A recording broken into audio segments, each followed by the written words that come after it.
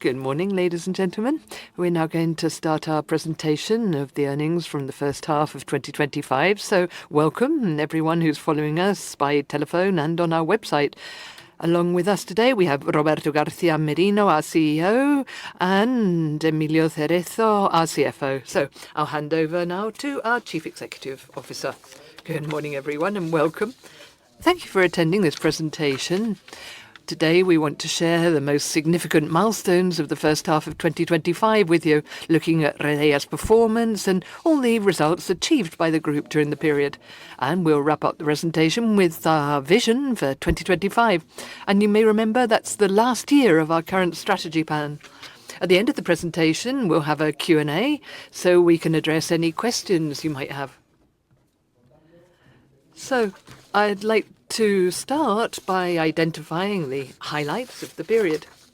Firstly, as you're all aware, at the end of April there was a total power outage on the Peninsular mainland, which I'll discuss in greater detail later. But once again it highlighted the importance of electricity grids and the need to strengthen the electricity system with additional flexibility tools. And that's why we're continuing to boost our investments in the national transmission grid. These investments will enable us to achieve energy independence, supporting the development of the very fabric of industry and production. In this regard, during the first 6 months of the year, TSO investments exceeded 560 million. That's 34% more than in the same period of 2024. With a particular focus on international interconnections, links between islands, and energy storage, moving towards the goal of exceeding 1.4 billion euros by the end of the year. That's the largest investment in the history of Red Eléctrica. This enormous investment effort has been supplemented by optimal management of the facilities, achieving a transmission network availability rate of close to 99% nationwide. Quite apart from the aspects related to the incident of the 28th of April, one of the main milestones of this half year was the divestment of Hispasat at the end of January, for which the process of obtaining regulatory approvals is still progressing. And we do expect to complete the transaction in the fourth quarter of the year, which is when we will collect the 725 million euros. I'd also like to highlight the support of major financial institutions such as the European Investment Bank, which will enable us to roll out strategic projects such as the Salto de Chira and the electricity interconnection between Spain and France. We've also signed additional loans for 800 million euros with various financial institutions, thereby strengthening our financial capacity to tackle the new investment plan we're starting with. In terms of sustainability, you should note that Redeia has been recognized in the S&P Global Sustainability Yearbook 2025, ranking us among the top 5% of the world's most sustainable companies and standing out as one of the best in the electricity sector worldwide. Moreover, we've updated our green finance framework to align it with the European taxonomy and the 2025 green principles. The framework seeks to ensure that our financial activities can support the projects to promote respect for and conservation of the environment. So now I'd like to focus on the incident that occurred last April. As you know, at 12:33 p.m. on Monday, the 28th of April, there was a widespread power outage affecting mainland Spain and Portugal. Regarding the events that led to the peninsular electricity system reaching zero, starting at 12:03 a.m. on April the 28th, there was a first forced oscillation caused by abnormal behavior at a power plant in the province of Badajoz, which was repeated at 12:16, and then another inter-area oscillation at 12:19, both of which forced the system operator to adopt protocol measures to mitigate them. These measures were effective, but resulted in a very different configuration of the electricity system to that initially planned for the 28th of April. Likewise, there was generation that was incorrectly disconnected when the voltages in the transmission grid were within the permissible ranges according to regulations, and several generation facilities did not comply with the voltage control obligations imposed on them by Operating Procedure 7.4, which was in force at the time. These circumstances caused an increase in voltage and a cascade disconnection of more generation facilities, which brought the system to zero. Regarding this incident, then, we can highlight that the grid was not the problem, but part of the solution, as demonstrated by the rapid restoration of supply. Thus, from the very outset, Red Eléctrica, together with other companies in the sector, worked to restore electricity supply throughout the peninsula as quickly as possible. The restoration process was carried out swiftly and without any significant incidents in the transmission grid managed by Red Eléctrica, and power was restored to most of the affected areas during the course of that same day and earlier the following night. On the 17th of June, the Committee for the Analysis of the Circumstances that led to the electricity crisis, chaired by the Minister for Ecological Transition and the Demographic Challenge, issued a report approved by the National Security Council. Likewise, Red Eléctrica, as system operator and in compliance with current regulations, specifically the Operating Procedure Number 9, on the 18th of June presented the report resulting from the analysis carried out, which also proposes measures to be taken to prevent a similar incident from occurring in the future. Both reports conclude that the incident had multiple clauses, with a series of cumulative circumstances that far exceeded the N1 safety criterion and led to a power surge and a cascade of power outages. A technical report on the causes of the incident is still pending from ENTSOE, although the Association of European TSOs, despite being in the preliminary stages of their investigation, have published the first findings of their analysis. This analysis identifies the events that occurred on the 28th of April, which basically coincide with those outlined in the reports from the Ministry and from Red Eléctrica, also confirming that the voltages in the transmission grid were within operational limits at the time of the first disconnection of generation. It also confirms that the actions taken by the TSOs to mitigate the serious situation caused by these oscillations were those established in the defined protocols. In addition, the investigation into the incident is continuing, both in the CNMC and at the National Court. In this context, the incorporation of measures to reinforce the electricity system is essential. Thus, in its report of the 18th of June, Red Eléctrica proposed a series of recommendations, including the provision of greater capacity and more resources so that the system can control voltage continuously and dynamically. It's also necessary to incorporate mechanisms to reduce sudden changes in energy flows, as well as to review the adjustments to the overvoltage function in the generation and evacuation networks and provide the system operator with greater system observability. We're confident that a consensus will be reached in the coming months on the implementation of these measures.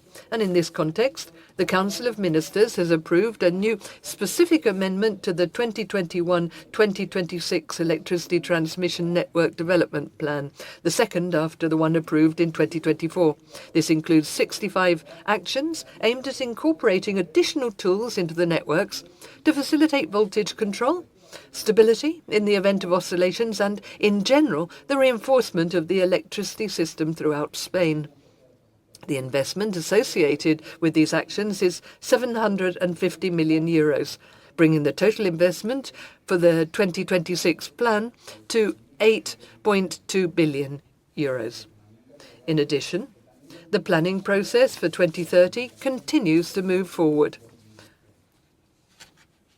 Finally, it should be noted that the Royal Decree regulating the direct granting of subsidies from the Recovery, Transformation and Resilience Plan funds of €931 million has been approved, which will give financial support to the investment effort in coming years. Moving on to remuneration. At the beginning of July, we learnt of the CNMC's proposal on the methodology for calculating the financial remuneration rate based on the weighted average cost of capital for the next regulatory period, 2026 to 2031, which sets it at 6.46%. Now that's an increase of 88 basis points compared to the current 5.58%.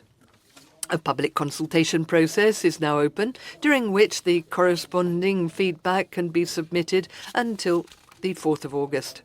To calculate the rate, the CNMC uses the methodology established in Circular 2-2019, although it does introduce certain modifications that support the increase in the rate to levels close to 6.5%. However, in the new calculation of the parameters of the proposed methodology, certain issues have been identified on which we will convey our views within the established deadline for consideration in the methodology finally approved. The coming months will be very intense in terms of regulatory activity. Following the aforementioned public consultation on the financial remuneration rate, the Ministry may issue a report on the suitability of the proposal in line with the energy policy guidelines, which point out that it was necessary to establish appropriate signals to encourage electricity transmission and distribution activities, particularly to meet new demand and integrate growing renewable generation. Once the feedback period has ended, after analysing the comments received, the CNMC will draw up a new proposal which will be submitted to the Council of State for its opinion. The deadline for issuing the opinion will be 2 months if it's processed as a general matter and 15 days if it's processed as a matter of urgency. Finally, after taking into account the feedback from the Council of State, the new circular will be definitively approved, and that's expected to happen in the final quarter of 2025. Moreover, the proposal for the revision of the methodology for remuneration of electricity transmission activities is due to be published shortly, initiating the corresponding feedback period with a similar timetable to that of the TRF. The entire regulatory review process is expected to be completed in the second half of the year and implemented at the beginning of 2026. So let's now discuss the results achieved by the company during the first half of the fiscal year. As you can see, the results obtained in the first half of the fiscal year are in line with market expectations, with positive performance across all lines now that we've left behind the effect of pre-1998 assets. Total investments amounted to 603 million euros, and debt at the 30th of June stood at about 5.54 billion euros, which is 170 million more than the 5.37 billion at the end of 2024, due to the heavy investment during the period. Of the total investment volume, I should highlight the investment in the TSO, which reached 564 million euros. That's 34% higher than the investment made in the previous year. And it suggests that the year-end investment volume should be over 1.4 billion euros in regulated activity in Spain.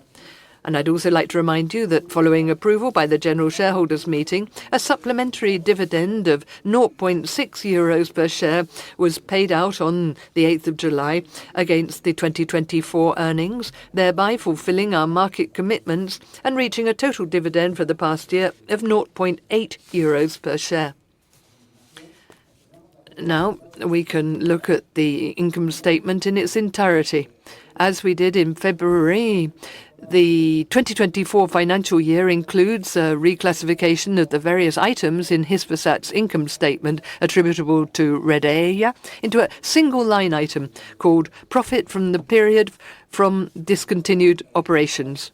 The sale of Hispasat brings the percentage of the group's EBITDA from regulated businesses, both in Spain and internationally, to 89%. I'll now give the floor to Emilio Cerezo, who will be analysing these results in greater detail. Emilio. Thank you, Roberto. Analysing the revenue performance in detail, we've seen a growth of 2.2%, mostly due to the 24 million increase in TSO. This increase comes from the new financial remuneration rate in line with the recent draft published by the CNMC for assets subject to N+2, according to the accrual criterion. Revenues from new additions net of subsidies were offset by the amortization of RAB under the current remuneration model.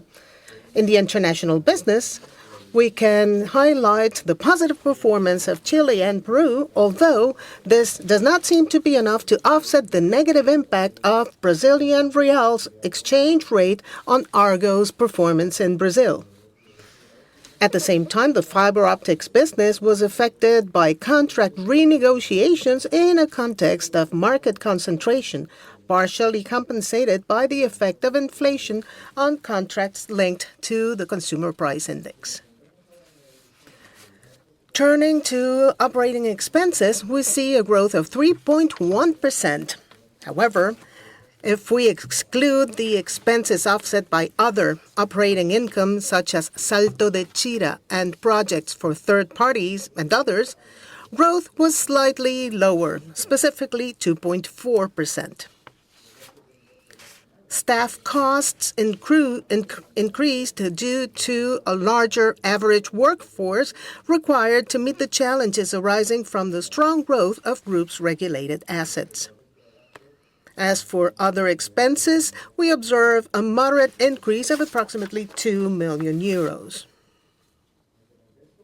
In this context, the evolution of income and expenses leads us to an EBITDA growth of 2.8% compared to the previous year.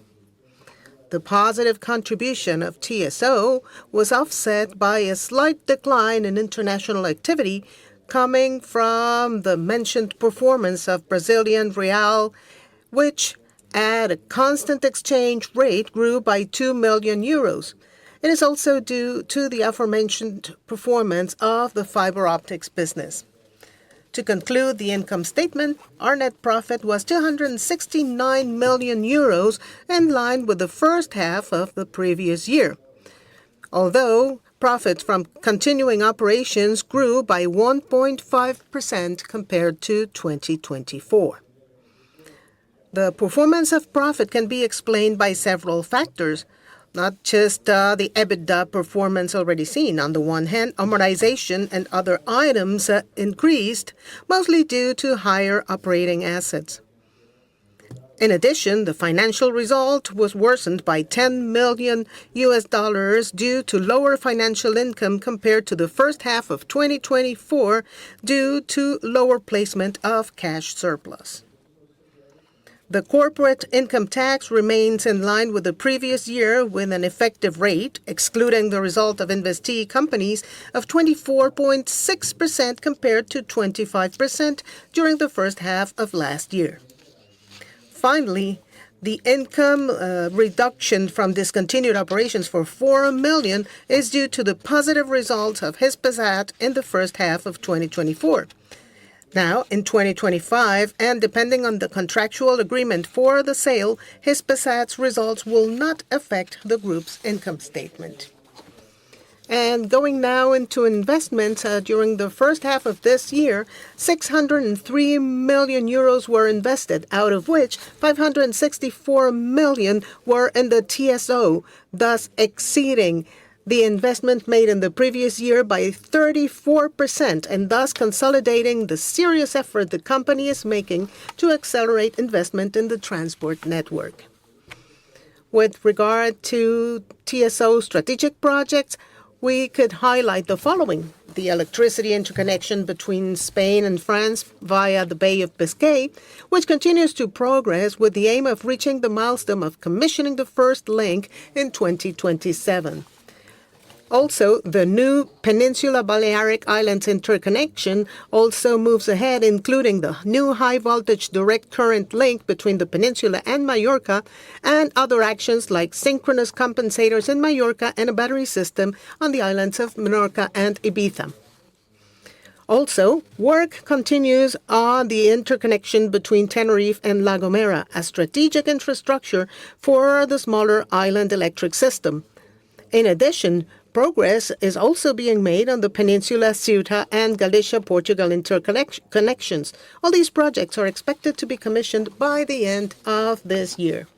Furthermore, other projects relating to asset renewal and renewable generation evacuation measures continue, as well as the distribution support. As for our Salto de Chira project in Gran Canaria, civil works continue, as do works for the hydraulic conduit of the construction of the pressure pipe and the installation of the pumping station in Ume. 94% of our investments are eligible under the European taxonomy, thus reinforcing Redeia's commitment to sustainability. Turning to financing now, the group's financial net debt at the end of the half year stands at 5.539 billion.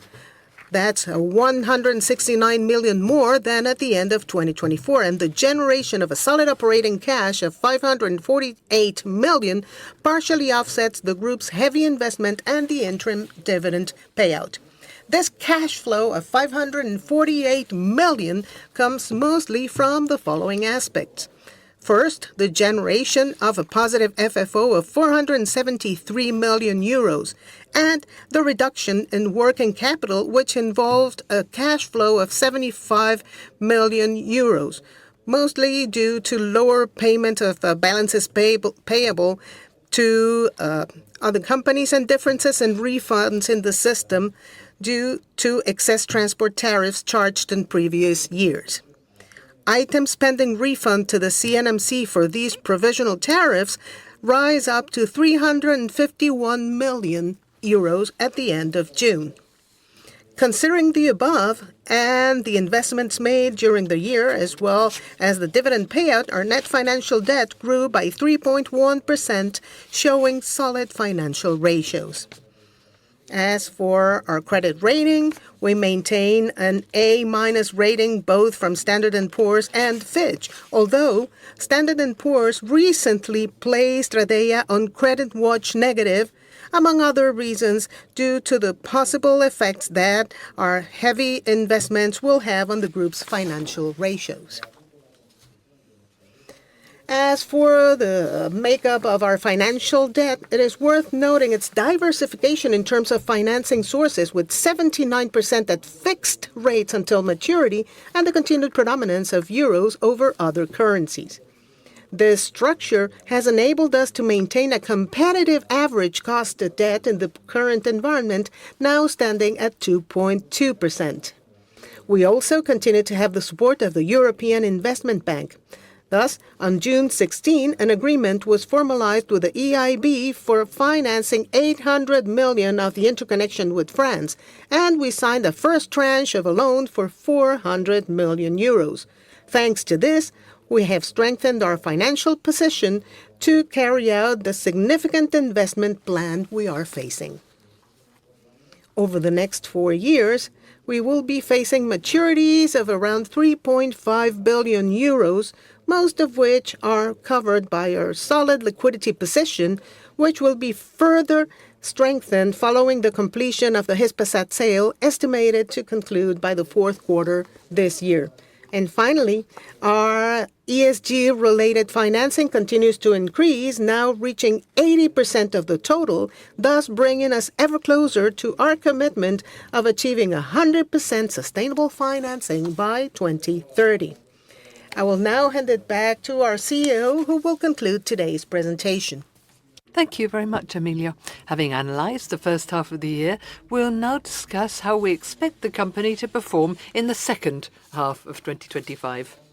Focusing first of all on the investments in our core business, the TSO, we closed the first half of the year with over 560 million euros committed to projects that will enable us to define a robust, interconnected and digitised network.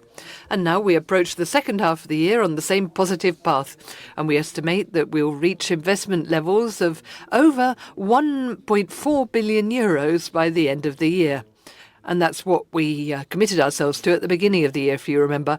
And that will mean we'll probably exceed the 4.2 billion euros in cumulative investment for the whole 2021 to 25 period, which is well above the target initially set. We're thus maintaining our commitment to the energy transition, ensuring investment in the transmission network as a catalyst for the transformation of the entire energy model towards a more sustainable, efficient and emission-free model. To wrap up, we confirm our financial targets for the 2025 financial year, offering attractive remuneration for shareholders and maintaining a solid financial structure. The group's investment allows us to envisage estimated EBITDA of over 1.25 billion euros and net profit of over 500 million euros. Net debt will increase mainly due to the high volume of planned investments, although this increase will be offset by the 725 million euros received from the sale of Hispasat, with net debt estimated to be at around 5.7 billion euros at year-end 2025. And that's the presentation. So thank you very much for your attention. And we can now move on to the Q&A if you have any questions.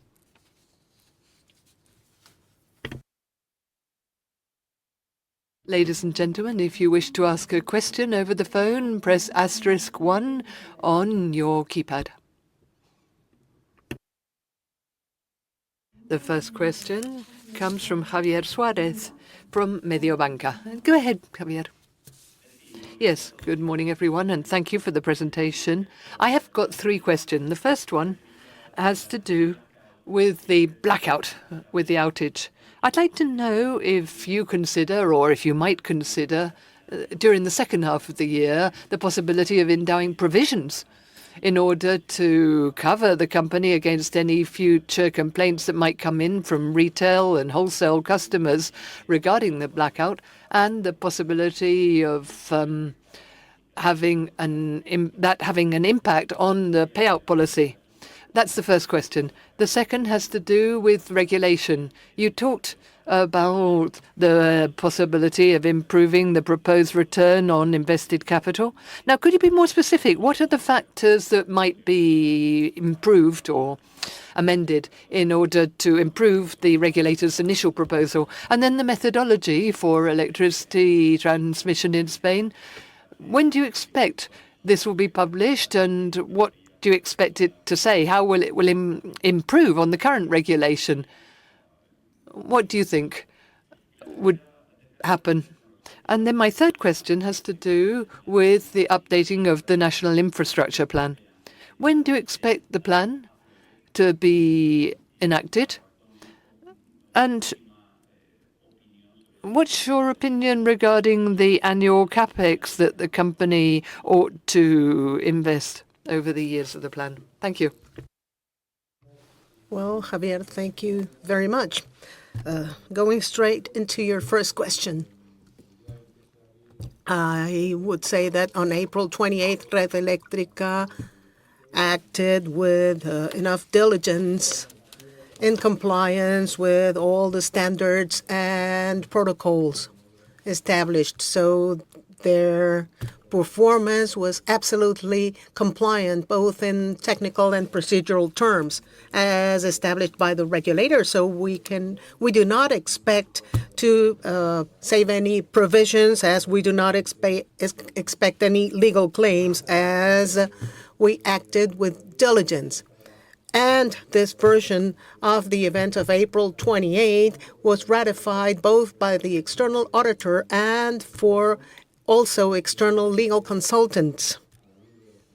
And considering the conclusions of their analysis, which are in the report of the follow-up commission and in the PSOE report, and thanks to our own internal analysis, no provisions are required, as no claims are expected, and therefore our financial statements will not be affected, nor do we expect the situation to change in the future. I mean, the the longer or the further we are from April 28th, the more certain we are of the sound performance we had before, during, and after the incident. So we're not expecting any provisions now or in the future. You ask about the regulation as well. Well, first of all,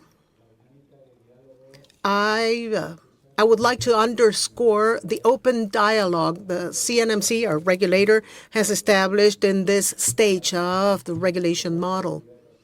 In our case, in the transport field, we need to have an open perspective, and I will later talk about the financial remuneration rate. But in the case of transmission, there are things that could be improved in the remuneration structure, not just the rate. But I believe it would take a joint comprehensive analysis to come up with an answer to that. And Red Eléctrica has been meeting the milestones established for this year, as they did on July 4th by launching the consultation on the distribution model. So, along that schedule compliance history, the transmission activity will be publicly consulted as established, probably very soon. So as I was saying, we observed that the TRF is a starting point. Obviously, it's below our own expectations, but it's a step ahead from the regulator to adapt that TRF to present market conditions. So we do feel that the regulator has an intention, albeit we don't consider it enough, to adapt to new market conditions. So we do see a potential for improvement. And during the allegations period, we expect to bring in some of the rationales to the table in hope that the regulator will listen. Perhaps the most relevant aspects we want to put on the table are the fact that we believe that the cost of funding is actually very far from the true market cost of financing in a structure like the transmission network. And also, the financial cost hypothesis used by the regulator is below the free risk rate.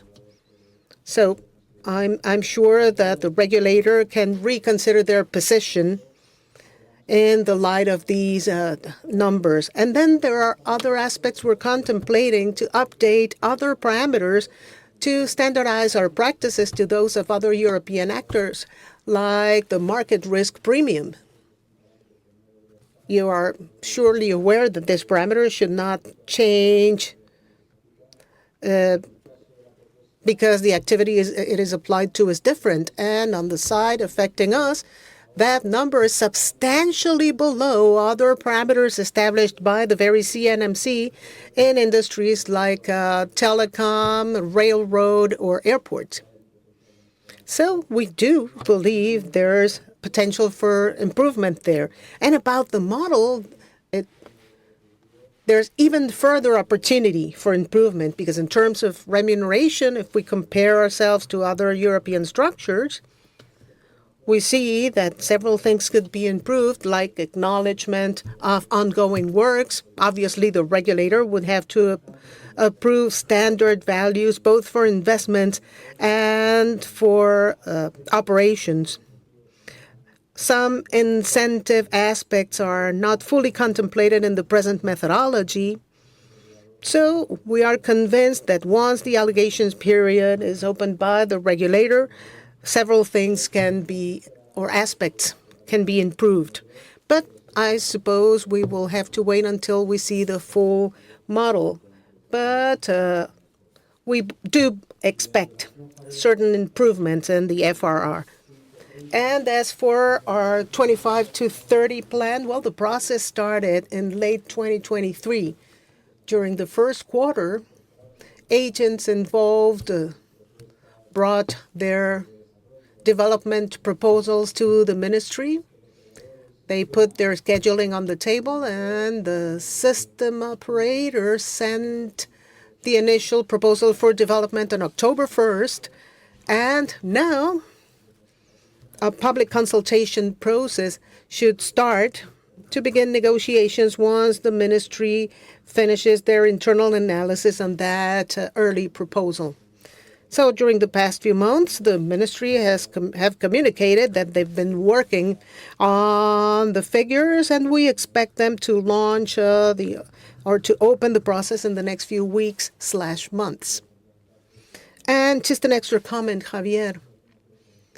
In the half-year financial statements we published, specifically on note 22, we explain our approach about provisions in great detail, following the existing accounting standards, particularly IFRS 37. And since we do not expect resources to leave our company in connection with the blackout, no specific provisions were made. Note 22 is very specific about it, so thank you very much for your questions. Next question comes from Ignacio Dominic from JV Capital. Go ahead, please. Hello, good day, and thanks for the presentation and for taking my questions. About investments,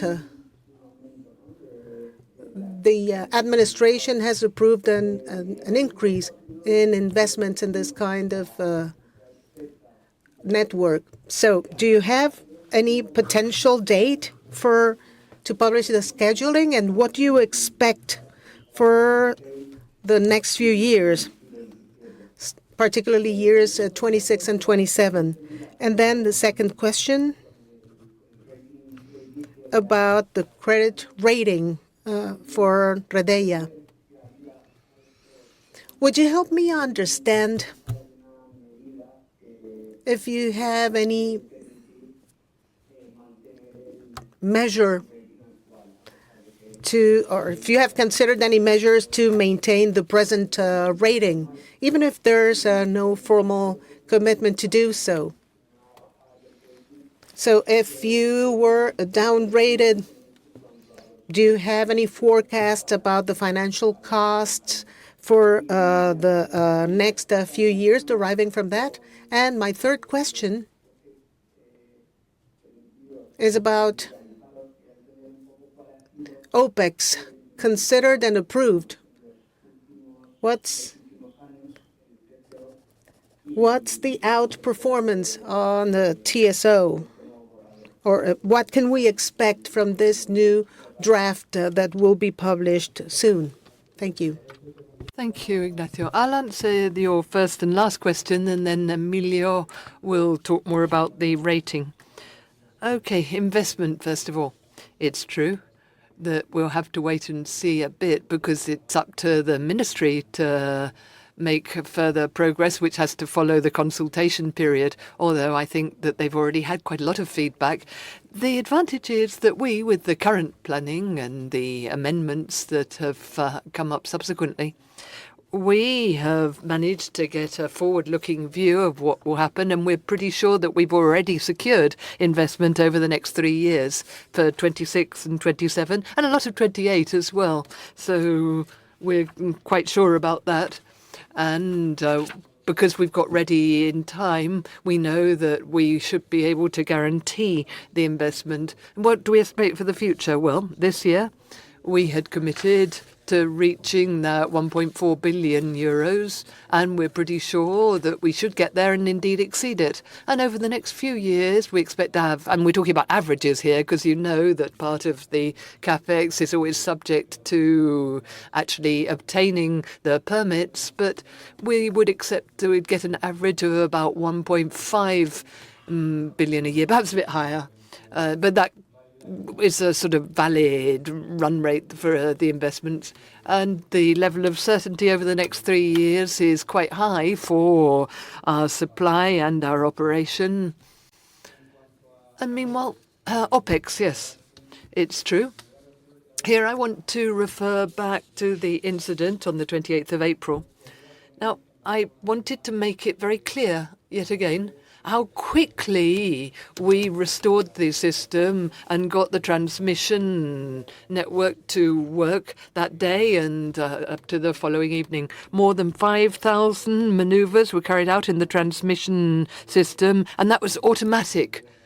We didn't actually have to do anything manually, and that does show that the level of maintenance of our installations is really high. That's something that should be recognized.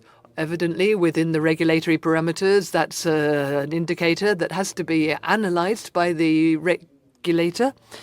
And there's always a certain amount of headroom which has to be left for operations, and we share the figures with the regulator on a constant basis.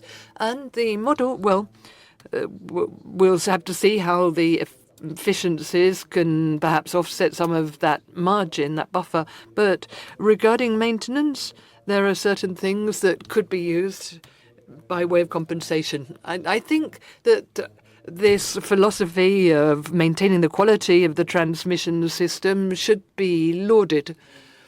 And then before you talk about the credit rating, well, the situation we started from was A-, and that's a very sound rating. Over the next few years, the outlay in investment is going to be quite high. And it was never a target as such to maintain the A- rating, so it's possible that in the future this rating might be reconsidered. But Emilio, we are always managing the company with a balance sheet which is sufficiently strong to deal with the current moment and the strategy plan we have for the future. Totally, Roberto.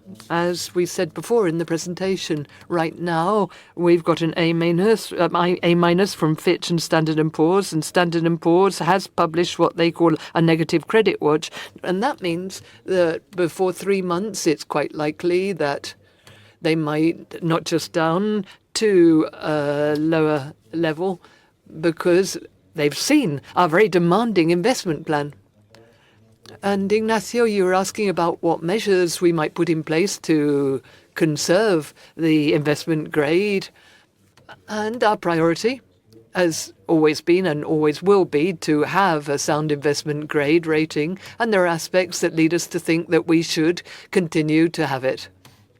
Amongst other things, the improvement in the regulation, that's what we were talking about before, in the improvement in the FRR should improve our FFO.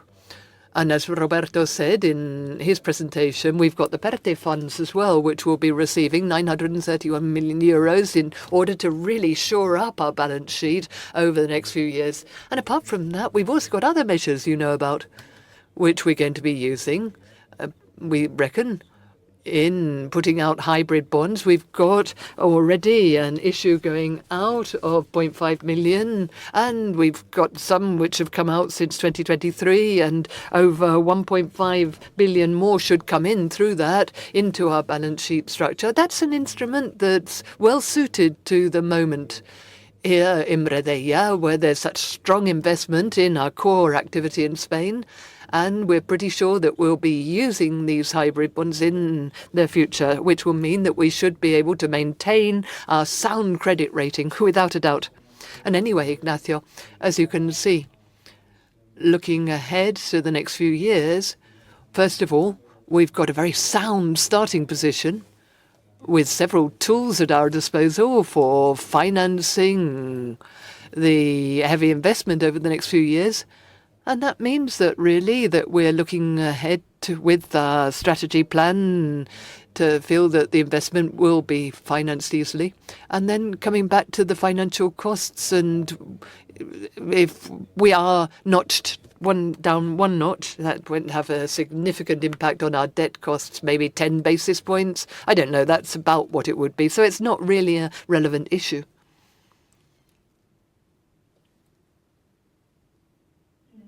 The next question comes from Manuel Palomo from BNP. Go ahead, please. Hello, good morning, and thank you for answering our questions. I've got 3. The first one has to do with the blackout, another about funding and finance, and the other, well, it's thinking about the future more than anything. Okay, the blackout first.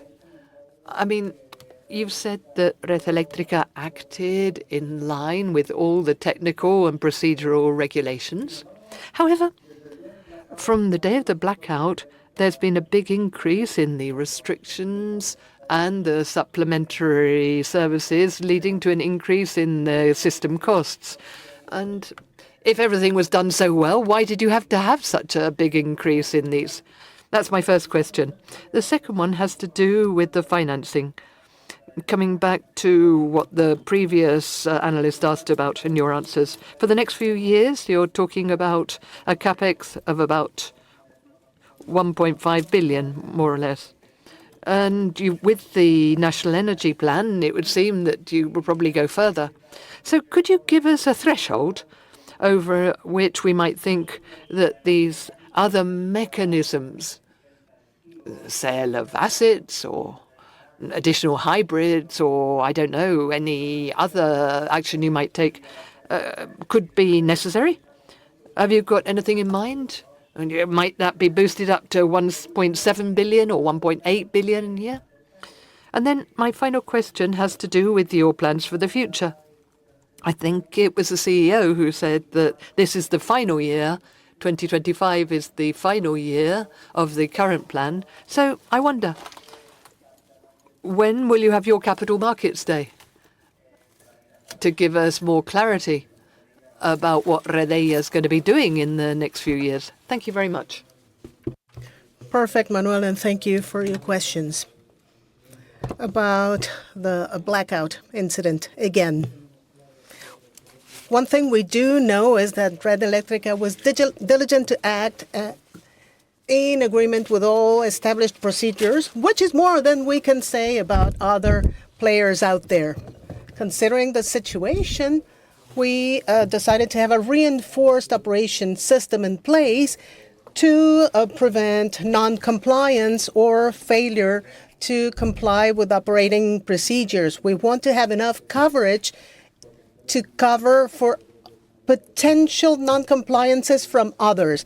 And the ministry know this, and so does the CNMC. Until there are full measures in place to guarantee full compliance with the standards, we decided to create this safe and secure alternative with a reasonably curtailed impact in terms of how it affects the system. As for investment, I think Emilio said it already. There are plenty of levers and buttons we can use to take up investments in the next few years. Of course, we will have to wait for further visibility on the proposed plan announced by the administration. But as I said a while ago, our investments for the next 3 years are practically insured around approximately 1.5 billion a year. As soon as we hear from the government plan, we will round up our midterm plan. But that 1.5 billion sounds sensible enough, and the group has enough financial muscle to tackle that investment safely. We can increase our hybrid capabilities. There are European funds out there, and maybe other assets from the company could come into play. That's not on the table yet because we still have the financial muscle to tackle the kind of investment we expect to face in the next few years. As for the strategy plan, and yes, you heard correctly, 2025 is the last year of our present plan. But until we are aware of the remuneration proposal and the new planning and scheduling, it is hard to make progress in a strategy plan. But once we are fully aware of regulation changes, which might come in the next few days, and the planning, then we will draft and issue a new strategy plan and publish it by the end of the year.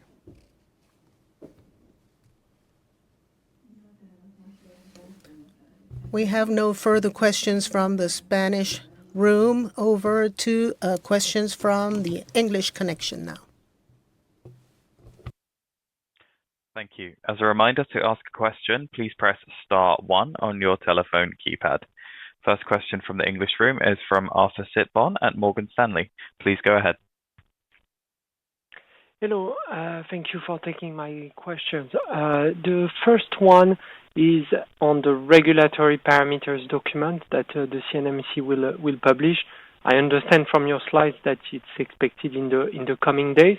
I was wondering if you are confident that the remuneration of work in progress CapEx will be included in this proposal, or if you think this is going to be a matter of negotiation in the allegation period and until the end of the year to obtain that. So that's the first question. The second one is just I was wondering if you could please quantify the OPEX outperformance that you expect in 2025 in electricity transmission versus the regulatory benchmark, and if you think you may have the CNMC may want to implement a sharing mechanism on OPEX outperformance similar to what has been proposed for electricity distribution. Thank you very much.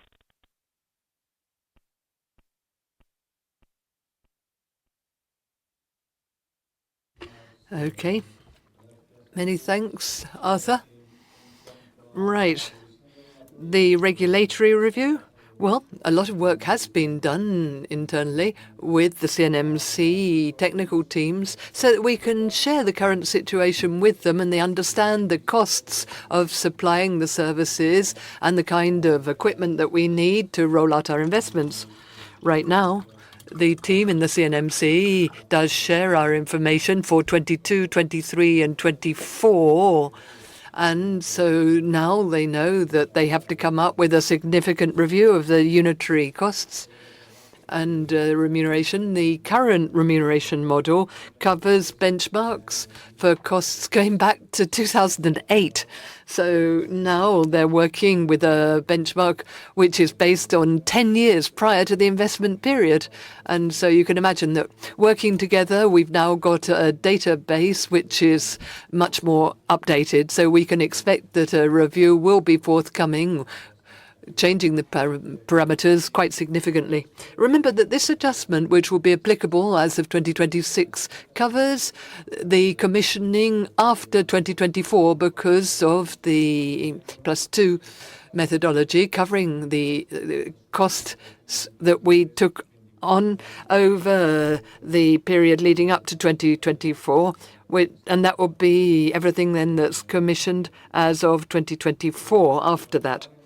And as to the works in progress, well, the CNMC knows that there's a need, a relevant need in our remuneration model, and this is common practice elsewhere in other European remuneration setups, to remunerate work in progress. And as we're speeding up our investment, the volume is pretty significant. So we are expecting that the new remuneration model being proposed will cover work in progress.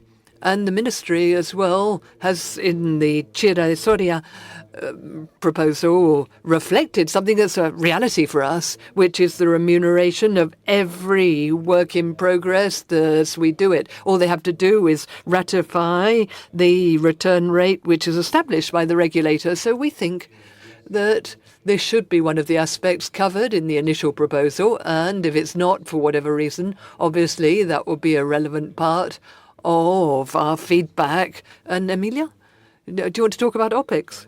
Yes, our operating expenses in the second half of the year are estimated to go up slightly, rather more than proportionally, if we compare them to the first half of the year, amongst other things, because of the seasonality in the kind of work we do in maintenance.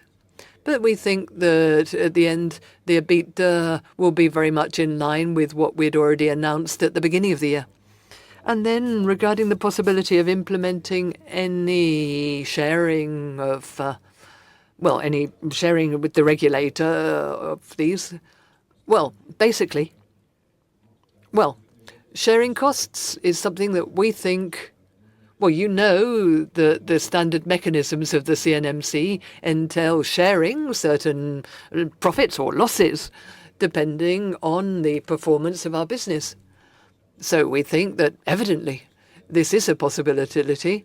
According to the regulations that are about to come out, the CNMC may well take us up on that.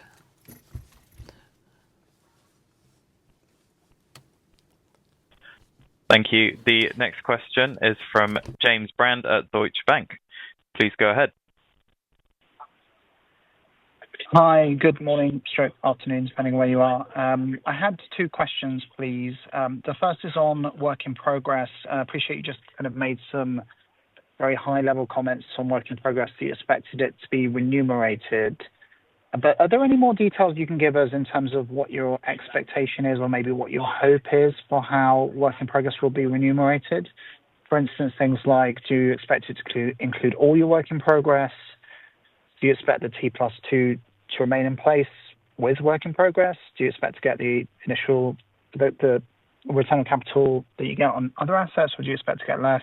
I mean, I don't necessarily expect concrete answers to all of those things, but just, is there any information you can give us to just flesh out a little bit more what your expectation is in that area?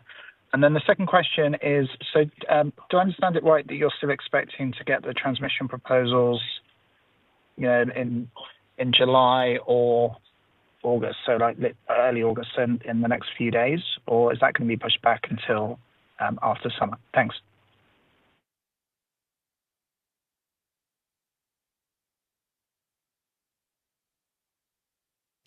Right. Well, thank you very much for your questions. First of all, your first question and work in progress. The kind of volumes we're talking about as we increase our investment, that's an item that naturally will have to grow. To the end of June, the volume of work in progress is 1.8 million for the transmission operation, for the additional work that we're doing in Chira-Soria, which is remunerated. And so there we're above the 2 billion level. And then breaking down that work in progress, you remember that we've got relevant projects that move an enormous amount of capex, like the interconnection with France. And that will be a process which will roll out, concluding at the end of 27 or beginning of 28. So we do expect that there should be a reasonably high level of work in progress in 25, 26 and 27. In 2027, 28, we'll be commissioning both the Salto de Chira project and the interconnection with France, which will bring down the amount of work in progress, but then we'll be incorporating one-off projects, which will also generate a high level of investment, like the future interconnection with the Balearic Islands, which will push the figures up again. But over the next 2-3 years, we will see a high level of work in progress. In 2028, that work in progress will go down slightly as we commission the interconnection with France and the Chira project. And what we're proposing to the regulator here is evidently for the projects which are one-offs, they should consider how much investment they're moving over such long time periods. That evidently means that we need remuneration. And then if you look at the volume or the difficulty of the projects, they do take place over a long period, so they should be reflected within the work in progress. So there we're reasonably optimistic about this because it is habitual practice in the European regulatory framework, and we've got precedents like the Salto de Chira, which is backed by the ministry. And then you ask about the model, the proposals for the transmission grid. And you ask about the initial proposal which will come out for remuneration. Well, the CNMC so far has complied with the deadlines established so that by the end of the year they'll have the remuneration model for the distribution and for transmission before the year end. And so we expect that the publication should occur in the next few days or at the beginning of September, maybe. But we're expecting it's more likely to be now or at the beginning of August, as they do comply with the deadlines they set.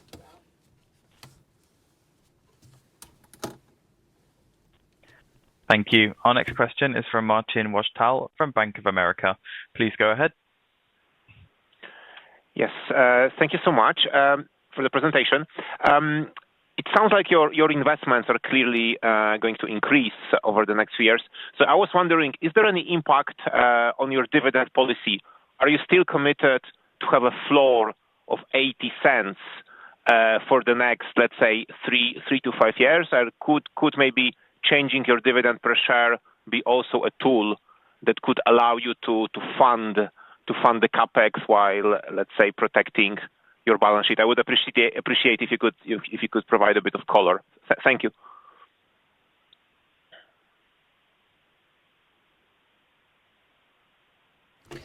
Thank you, Martin. Right. Our dividend policy, our commitment is to charge the 2025 results dividend in 26 of 0.0 euros per share, which is our commitment that we've made. And we assumed those commitments in the current strategy plan. Evidently, when we're estimating the new dividend policy, we'll have to look at the context of the new strategy plan.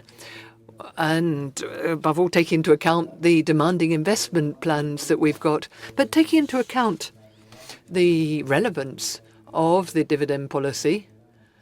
We recognize it in the company. It's really important, the financial strength of the group and the horizon for growth that we have over the next few years. We think that we've been coherent in cutting back dividends when we had to cut back the other parameters in the company. And we expect that we'll go through a positive evolution if the financial situation of the company allows for that, and we expect that it will. So we have to wait for the next strategy plan, but we will continue to be coherent, so we know that the dividend policy will continue to play a very important role in everything we do.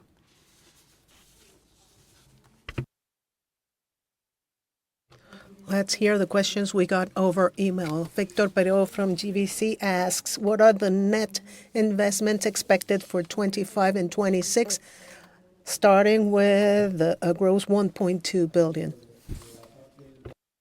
Okay, investment. Emilio could give us more color maybe, but I can say that the subsidy we got for that 930 million for TRT, for commissioning as of 2024 to the end of August 2026, certain facilities. So netting this out, the real remunerated investment for everything commissioned in that period.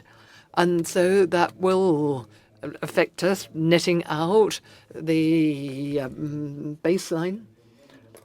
We assume that we'll end 24-25 with a total level of 700 million, which will be for the commissioning of 2024 to 2025, and that's going to move on to 2026. Our benchmark for what we've commissioned this year is about 1.1 billion for 2025, and in 24-25, Emilio, we'll be moving around about 1,700 or 1.7 in gross RAB.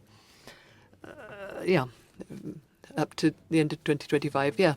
Okay, and I can only add that in terms of our subsidies, the level of subsidies we have, that 930 million from the PERTE funds, and then we've got about 600 million euros for the interconnection with France. And evidently, as we receive these subsidies over the next few years, they're booked as subsidies, as revenue, and that will improve our net financial position. And you have to net out that in the investment figures that we've given you for the next few years. But it's within the general environment of, yes, that 1.5 billion euros.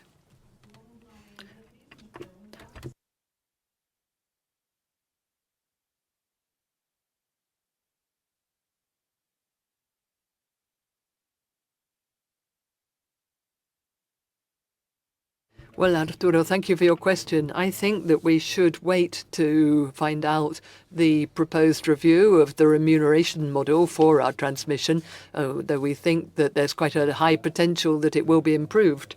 But we'll have to wait and see, if you don't mind, until we actually have the proposal before us, so that we can see exactly to what degree we can improve that rate. So we have to wait a bit.